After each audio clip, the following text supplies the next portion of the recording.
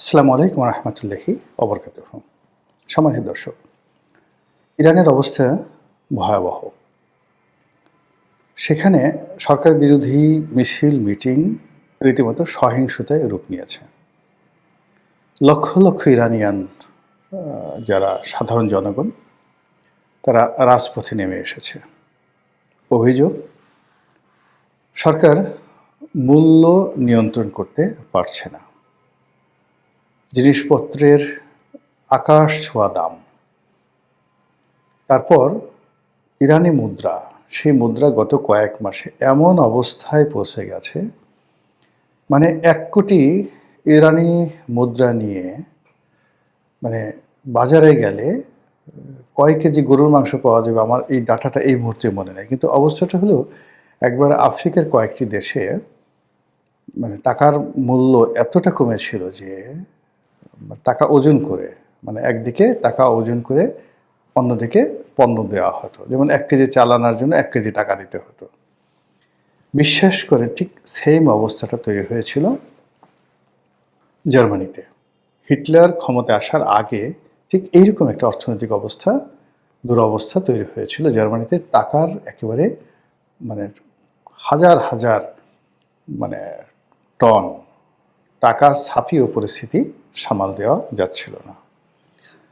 আর এই বিষয়টা থেকে আমাদেরকে শিক্ষা নিতে হবে, এই কারণে যে প্রায় একই সমস্যা আমাদের এই দেশে ঘটতে পারে গত ১৭ মাসে এবং তার আগে আওয়ামী লীগ জমানার শেষ একটি বছরে কত টাকা যে ছাপানো হয়েছে আওয়ামী লীগ সরকারের শেষ ১ বছরে এবং গত ১৭ মাসে, মানে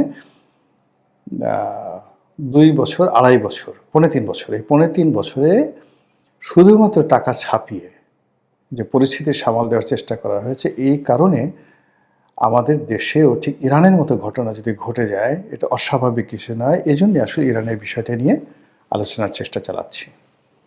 ইরানে এরকম একটি অবস্থা হলো কেন, আর এখান থেকে আমাদের কী শিক্ষা নেওয়ার আছে? ইরানের এই ঘটনার পেছনে ইরান হলো সারা দুনিয়া থেকে বিচ্ছিন্ন হয়ে, পশ্চিমা দুনিয়া থেকে বিচ্ছিন্ন হয়ে তারা একটা মিত্রতা করার চেষ্টা করছে রাশিয়ার সঙ্গে আর চীনের সঙ্গে। এই দুটো দেশই মূলত ইরানকে শোষণ করেছে। তাদের দুর্বলতার সুযোগ নিয়ে পানির দামে তাদের কাছ থেকে তেল কিনে নিয়েছে, আর তেলের পরিবর্তে ডলার বা অন্য টাকা না দিয়ে তাদেরকে ক্ষেত্র বিশেষে অস্ত্র এবং সামরিক সরঞ্জামাদি ধরিয়ে দিয়েছে। বাংলাদেশে এখন একই অবস্থা। আমরা গ্যাস দিতে পারি না, দ্রব্যমূল্য কমাতে পারছি না, কিন্তু আমরা এখন পাকিস্তান থেকে জঙ্গি বিমান কিনবো, নাকি ফ্রান্স থেকে বিমান কিনবো, নাকি আমেরিকা থেকে বিমান কিনবো, সেই ডিলগুলো আমাদের হচ্ছে। বিশ্বাস করেন, মানে কি বলবো।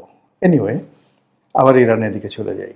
দ্বিতীয়ত, ইরান এই যে কয়েকটি প্রক্সি যুদ্ধ চালাতে গিয়ে সেই মধ্যপ্রাচ্যকে তোলপাড় করেছে গত কয়েক দশক ধরে, সেই ১৯৮০ সন থেকেই। তো ১৯৮০ সন থেকে এখন পর্যন্ত যদি আপনি ধরেন ৪৫ বছর ধরে তারা আমেরিকার সঙ্গে টেক্কা দিয়ে আছে, কিন্তু মেরুদণ্ড ভেঙে গেছে।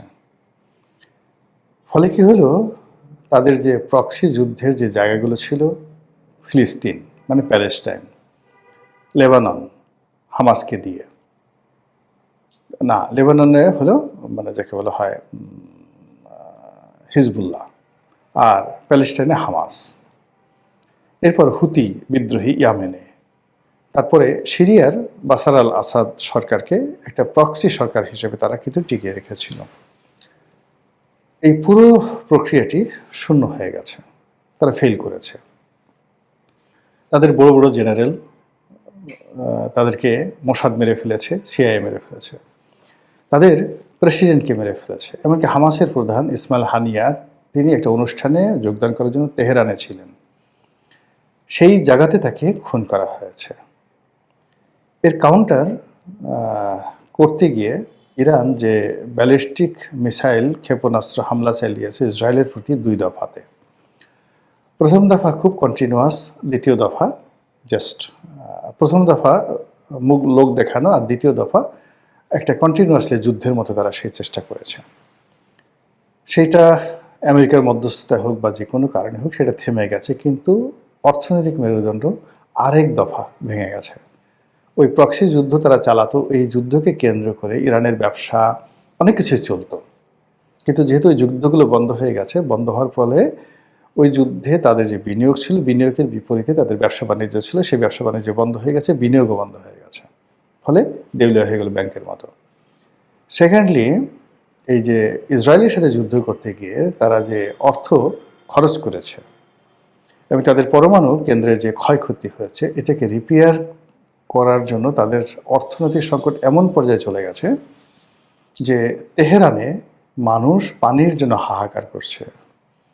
এখানে কিছু ডিপ টিউবওয়েল বসিয়ে এটার যে পানির সরবরাহ লাইনটা ঠিক রাখবে ঢাকার ওয়াসার মতো, এই অবস্থা এখন ইরানের নেই।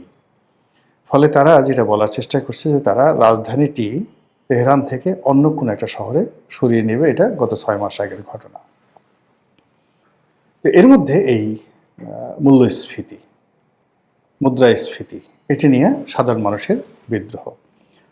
তো সঙ্গত ইরান একটা শক্তিশালী রাষ্ট্র এবং সেখানে যখন এই ধরনের একটা বিদ্রোহ হবে, সেখানে পশ্চিমা মদদ থাকবে, ইউরোপের মদদ থাকবে, আমেরিকার মদদ থাকবে এবং সেটা স্বাভাবিক তারা থাকছে। এবং মধ্যপ্রাচ্য ইরানের যারা শত্রু, বিশেষ করে আরব যে রাষ্ট্রগুলো আছে, তারাও এখানে বিনিয়োগ করবে, এটাই স্বাভাবিক বিষয়। অতীতে এরকম বড় বড় বিদ্রোহ এবং বিপ্লব ইরান শক্ত হাতে দমন করেছে, কিন্তু এইবার প্রথম, ইজ দ্য ফার্স্ট টাইম, যেখানে হাজার হাজার মানুষ, সাধারণ মানুষ অস্ত্র হাতে তুলে নিয়েছে।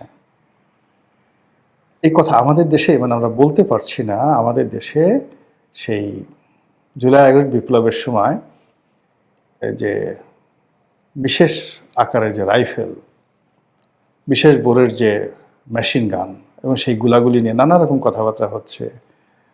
তো ওই সময়টাতে যে অস্ত্র লুট হয়েছে বা ওই সময়টাতে যে কিছু মানুষের হাতে অস্ত্র গেছে, সেগুলি নিয়ে কিন্তু আমরা সবাই আতঙ্কে আছি। তো পরবর্তীতে যদি এরকম একটা পরিবেশ পরিস্থিতির সৃষ্টি হয়, তাহলে এটা কতটা সহিংস হতে পারবে আমরা কল্পনাও করতে পারি না। ঠিক এইরকম এখন ইরানে একটা গৃহযুদ্ধ শুরু হয়ে গেছে। আর গৃহযুদ্ধটা এমন একটা সময় শুরু হয়ে গেল যে এই সময়টিতে আমেরিকা খুব অ্যাগ্রেসিভ ভূমিকা পালন করেছে ভেনেজুয়েলার বিরুদ্ধে। সেখান থেকে তাদের প্রেসিডেন্টকে ধরে নিয়ে এসেছে। একই সঙ্গে ডেনমার্কে আক্রমণ চালানোর জন্য ডেনমার্কের যে গ্রিনল্যান্ড আছে, এই এলাকাটি দখল করার জন্য সৈন্য পাঠানো, যুদ্ধ পরিচালনা করার ব্যাপারে ডোনাল্ড ট্রাম্প রীতিমতো কোমরে গামছা বেঁধে নেমেছেন। সবাই বলার চেষ্টা করছে যে এই যে ডোনাল্ড ট্রাম্পের যে হম্বিতম্বি, এটি মূলত ইরানের সঙ্গে আর প্রক্সি যুদ্ধ না, একটা সরাসরি যুদ্ধ চালিয়ে ইরানের আয়াতুল্লাহ খমেনিকে ধরে আনার জন্য তারা একটা প্ল্যান করছে।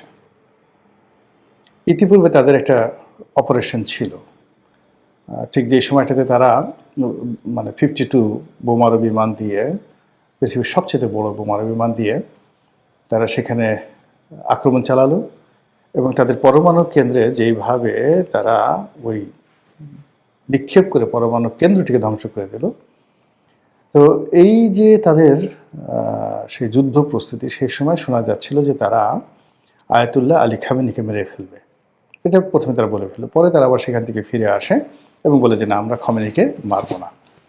এখন মাদুরোকে, মানে ভেনেজুয়েলার প্রেসিডেন্ট মাদুরোকে ধরে নিয়ে যাওয়ার পর তাদের সাহস বেড়ে গেছে এবং তারা মনে করছে যে ইরানের যে বিপ্লবটি, এটি যদি ব্যর্থ হয়, মানে ইসলামের যে বিপ্লবটি, এটি যদি ব্যর্থ হয়, তারপরে সেখানে যদি সেই রেজা শাহ পাহলভীর মতো কাউকে আবার সেখানে ক্ষমতায় বসা যায়, আবার সেই ইরানের লোকজন এখন রাজতন্ত্র চাচ্ছে, সেখানে যদি আবার সেই রাজতন্ত্র ফিরিয়ে দেওয়া যায়, তাহলে আয়াতুল্লাহ খমেনিকে ধরে এনে যদি তারা একটা বিচার করতে পারে আমেরিকার মাটিতে, আমেরিকা আগামী 50 বছর চোখ বুজে বিশ্ব শাসন করতে পারবে এবং মিস্টার ভ্লাদিমির পুতিন এই মুহূর্তে যে একটা উদীয়মান শক্তি হিসেবে আমেরিকার চোখের চোখ রেখে কথা বলার চেষ্টা করছেন, এটা বন্ধ হবে।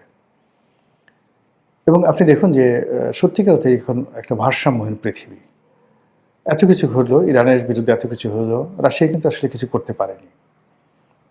বাশার আল আসাদ, রাশিয়ার যে যাকে বলা হয় একেবারে পুতুল সরকার ছিল, তো তাকে তুলে এনে ভারত যেভাবে শেখ হাসিনাকে এখন আশ্রয় দিয়েছে, বাশার আল আসাদকে এখন মস্কো আশ্রয় দিচ্ছে, কিন্তু সিরিয়াতে আসলে রাশিয়া কোনো শক্তি দেখাতে পারে না। ভেনেজুয়েলার মাদুরোকে তুলে নিয়ে না হলেও কিন্তু ভেনেজুয়েলার অকৃত্রিম বন্ধু রাশিয়া সেখানে কিচ্ছু করতে পারেনি। আবার এখন যদি ইরানে আমেরিকান যে পলিসি সেটি বাস্তবায়িত হয় এবং সেখানে যদি বিপ্লবীরা সফল হয় এবং আগের যে বিপ্লব, ইসলামিক বিপ্লব, সেটি ব্যর্থ হয়, তাহলে পুরো মধ্যপ্রাচ্যের যে ভারসাম্য নষ্ট হয়ে যাবে এবং একটা সিভিল ওয়ার অনিবার্য হয়ে যাবে পুরো মধ্যপ্রাচ্যে। Iraq, Iran, Syria, Lebanon, Palestine, ফিলিস্তিন, পুরো এলাকা, ইয়ামেন, এমনকি সৌদি আরবের অস্তিত্ব থাকবে না। সৌদি আরবের অস্তিত্ব থাকবে না। সংযুক্ত আরব আমিরাত সবার আগে, সংযুক্ত আরব আমিরাত শেষ হয়ে যাবে। পুরো মধ্যপ্রাচ্য তছনছ হয়ে যাবে। আর ইরান যদি এই অবস্থায় পড়ে, আপনি নিশ্চিত ধরে থাকেন পাকিস্তানও বিপদে পড়বে, আর আফগানিস্তান আবার আমেরিকা আক্রমণ করবে। ইতিমধ্যে আফগানিস্তান একটা বিমান ঘাঁটি দখল করার জন্য বারবার শুধু রেড অ্যালার্ট পাঠাচ্ছে আমেরিকা। তো সেই দিক থেকে আমাদের অবস্থা কি হবে? আমাদের এই যে বাংলাদেশে যেভাবে ইসলামাইজেশনের ব্যাপারে স্লোগান তোলা হচ্ছে, যেভাবে আমাদের পীর মাশায়েখ ওলি আল্লাহরা কিংবা যেভাবে আমাদের ইসলামী রাজনৈতিক দলগুলো মানে হম্বিতম্বি করছে, সেই ক্ষেত্রে মার্কিন যুক্তরাষ্ট্র বাংলাদেশকে নিয়ন্ত্রণ করার জন্য কিছু করতে হবে না, শুধু একটা ফু দিলেই এখানে অনেক কিছু জ্বলে উঠবে। এবং সেই ক্ষেত্রে আমরা এখন ডক্টর মোহাম্মদ ইউনূসকে নিয়ে যত হিসাব করছি, তারেক রহমান সাহেবকে নিয়ে যত হিসাব করছি, ইরানের এই বিপ্লবের ফলে বা এখানে যদি একটা সফলতা হয়, আমেরিকা যদি সফল হয় এবং বিপ্লবের যদি সফল হয়, বাংলাদেশে যে কি হবে আমরা আসলে এখনো পর্যন্ত কল্পনাও করতে পারছি না। মহান আল্লাহ আমাদের সবাইকে হেদায়েত দান করুন এবং হেফাজত করুন। আসসালামু আলাইকুম ওয়া রাহমাতুল্লাহি ওয়া বারাকাতুহু।